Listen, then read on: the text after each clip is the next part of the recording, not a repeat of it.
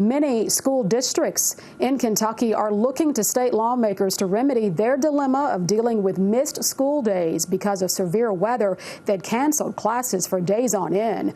In a dash to resolve the issue, the Kentucky General Assembly answered their plea while also addressing a rapidly growing but underperforming virtual school.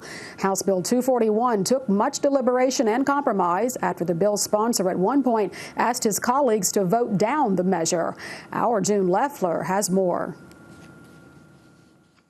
41 offers some leeway for school districts to tweak their calendar without keeping kids in class well into June.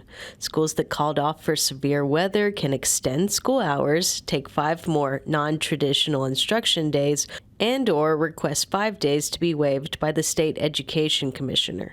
That's what a Republican from Eastern Kentucky fought for as he voted on House Bill 241 today. My school districts, I'm proud of. My school superintendents, I'm proud of. They don't look for a reason to get out. They try to find a way to have school, even when the roads are icy, even when the roads have water. But I want to thank this body, and I appreciate you standing up for my districts and the issue that we had. Thank you. Earlier this session, the Senate tacked on another proposal to House Bill 241 to keep public virtual schools afloat in Kentucky, specifically the Kentucky Virtual Academy of Cloverport Independent. It's a virtual school that's grown rapidly, but fails to meet some state standards, according to reporting from the Courier-Journal and Lexington Herald-Leader. The Kentucky Board of Education sought to cut the school's enrollment before lawmakers stepped in. It wasn't a welcomed addition to the original bill's sponsor. He let his colleagues know that in committee, but eventually a compromise was made.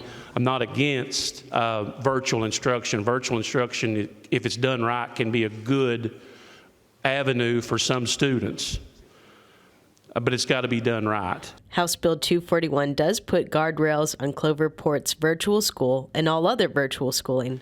It allows them to remain open, but as long as they remain in the bottom 5% of schools at any level, so that's elementary, middle, or high, if they remain in the bottom 5%, which some of their schools are at right now, they cannot grow any more students. Their enrollment cannot increase. That's going to allow them to make sure that they are ready and prepared before they start to grow with additional students enrolling in their district.